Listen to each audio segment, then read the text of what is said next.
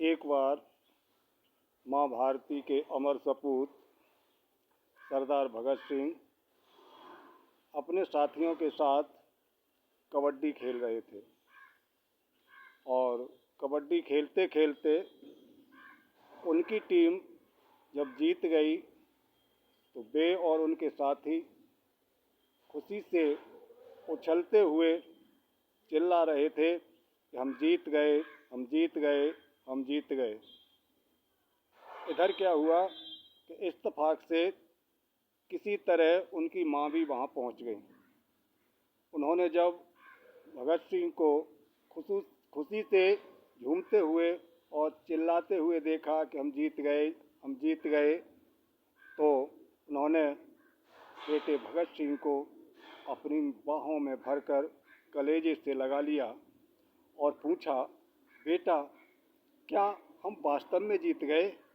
क्या हम जीत गए बेटा? क्या हमें आज़ादी मिल गई बेटा?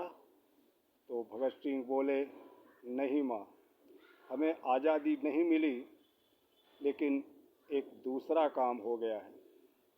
माँ बोली, क्या दूसरा काम हो गया है? तो भगत सिंह बोले कि माँ, मेरी शादी तय हो गई है। इतना सुनते ही माँ एकदम से अचंभित होकर बोली, क्या तेरी शादी तय हो गई है? अरे कब तेरी शादी तय हो गई? कहाँ से तेरी शादी तय हो गई और मुझे पता भी नहीं लगा? क्या पागलों जैसी बातें करता है? पागल हो गया है क्या? भगत सिंह बोले, नहीं माँ, मैं पागल नहीं हुआ हूँ, मैं सच कह रहा हूँ माँ, मेरी शादी तय हो गई है। माँ बोली, तेरी शादी तय हो गई है? कहाँ से हो रही है तेरी शादी? कब होगी तेरी शादी? बताता क्यों नहीं? तो भगत सिंह बोले, माँ बताऊंगा, सब कुछ बताऊंगा माँ, लेकिन ये बताओ कि जब बेटे की शादी होती है तो माताएं शगुन के गीत गाती हैं, तो जब मेरी शादी होगी तो क्या तुम शगुन के गीत गाओगी माँ? माँ बोली, फिर वही पागलों जैसी बातें, क्यों नहीं गाऊंगी मैं शगुन के गीत? क्या मैं तेरी माँ नहीं हूँ? बोले, सच बताओ माँ, शगुन के गीत गाओगी ना? तो बोले, अरे पगले, कुछ बताएगा भी? तो बताऊंगा माँ, बताऊंगा, पहले ये बताओ कि क्या तुम शगुन के गीत गाओगी? तो माँ बोली, हाँ गाऊंगी बाबा, गाऊंगी गाऊंगी, शगुन के गीत क्यों नहीं गाऊंगी? मेरे बेटे की शादी हो और मैं शगुन के गीत न गाऊं, ऐसा कैसे हो सकता है? तो भगत सिंह बोले, ठीक है माँ, तो 23 मार्च को 7:30 बजे तुम्हारा ये बेटा भगत सिंह फांसी की घोड़ी पर सवार होकर आज़ादी की दुल्हनिया को ब्याहने जाएगा, और तब तुम शगुन के गीत गाना माँ, शगुन के गीत गाना, आंसू मत बहाना माँ, आंसू मत बहाना। फिर इधर जब 23 मार्च आई तो सुबह ही जब अंग्रेज सैनिक भगत सिंह को फांसी के लिए, फांसी के तख्ते पर ले जाने के लिए आया, तो उसने देखा कि सरदार भगत सिंह वर्जिश कर रहे थे।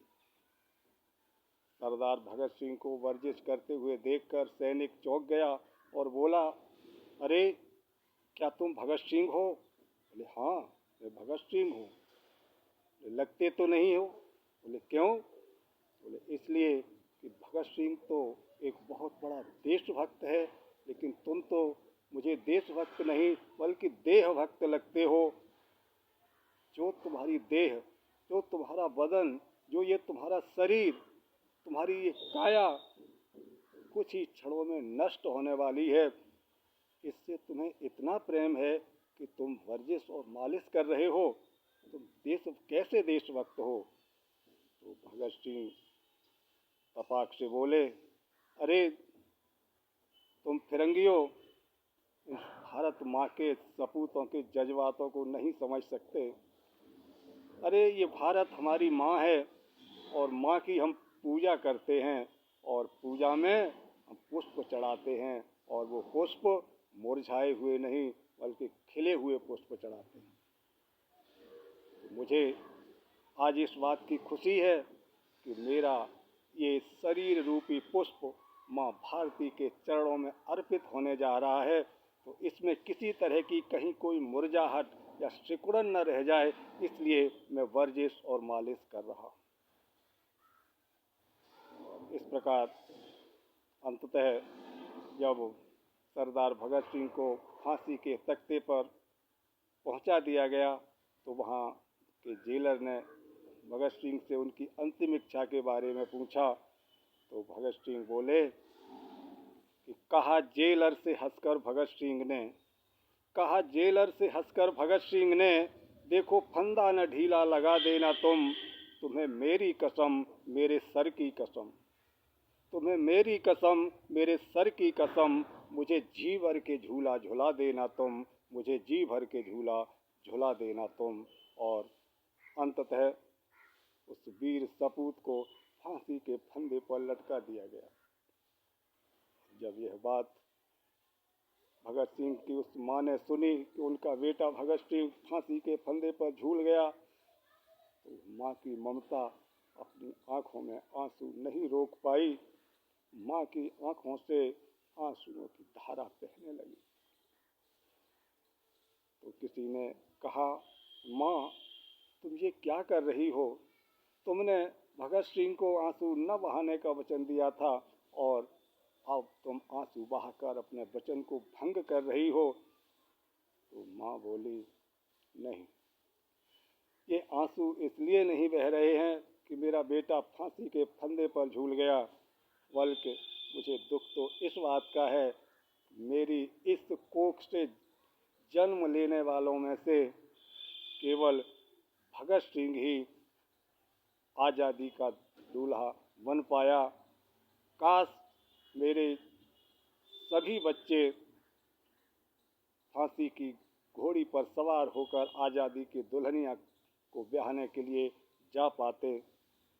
यही तमन्ना शेष रही, इसलिए मेरी आंखों से आंसू बह रहे। तो धन्य है वो माँ, धन्य है ऐसे वीर सपूतों को जन्म देने वाली माँ, धन्य है ऐसे वीर सपूत और ऐसी माँ और वीर सपूतों को कोट कोट वंदन अभिनंदन करता हूँ।